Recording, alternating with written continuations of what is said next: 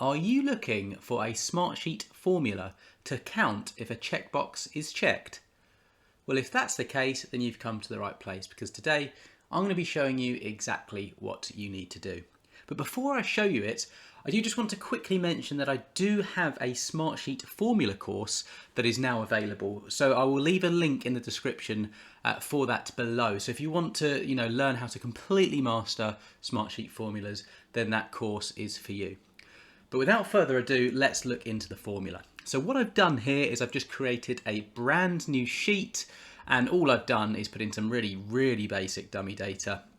Simply put in a 1 and a 2 in the formula column. We're going to be building the formula down here, and I've also obviously put in the column here that is a checkbox. So I've changed the column properties and I've changed it to a checkbox, just so you know how I got to this particular place. And of course, if you don't have any data in here into these columns, then you won't see the checkbox. That's why I've obviously put this data in here, just for your kind of information. So let's say I want to count any time that this is checked. So this column here.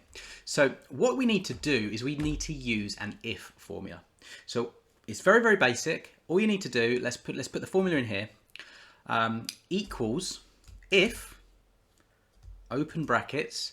Now the logical expression will be, you need to put the cell reference, and so that will be this. So I'm going to click here. So if this cell equals 1, yes, comma, no. So these are the two values if it's true or false. So close brackets. So yes, so that's the answer. That is the formula.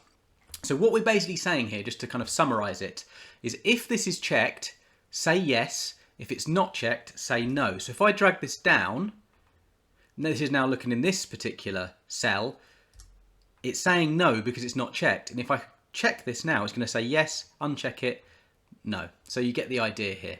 Now, if we break it down further, what I would just like to quickly mention is 1 is the equivalent of a checkbox that is checked. So you always need to put 1 in here. However, you could change this to whatever you want it to say. So you could literally do something like this: checked or not checked, or completed, not completed. So that's something to bear in mind as well. The other potential option, which I'll just quickly show you before we finish up here today, I'm going to save this, is if you are wanting to do a formula from another sheet. So if I quickly go back, I'm going to just quickly do a brand new grid, cross sheet. We'll call it cross sheet reference, just to show you what I'm kind of talking about here. So let's just say the underlying data is within another sheet as it is, and we want to do the formula. All we need to do here is go equals if, open brackets, reference another sheet, find that sheet. So I've only got one in this whole account, so it's very easy to find. Obviously wait for it to load, select the cell, and you'd probably want to put a sheet reference name in. So I'll put checkbox column or something like that, insert reference, equals 1, yes, no.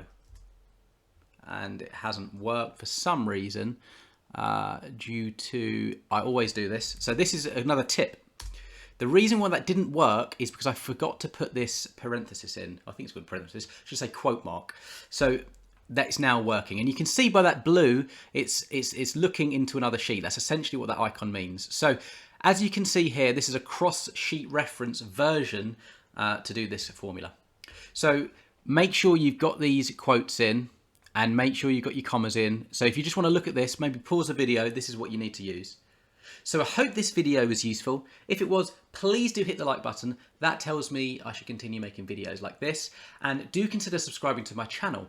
And if you head over to my channel, I do have an entire playlist for Smartsheet training. I think there's over 75 videos at time of recording, so there's a lot there. So if you're new to Smartsheet, then I really do suggest checking that out as well. And as I've said already, do check out my training course. I've got one on formulas and also dashboards. And I've also got a bundle where you can get both of them together for a discounted price. So do bear that in mind.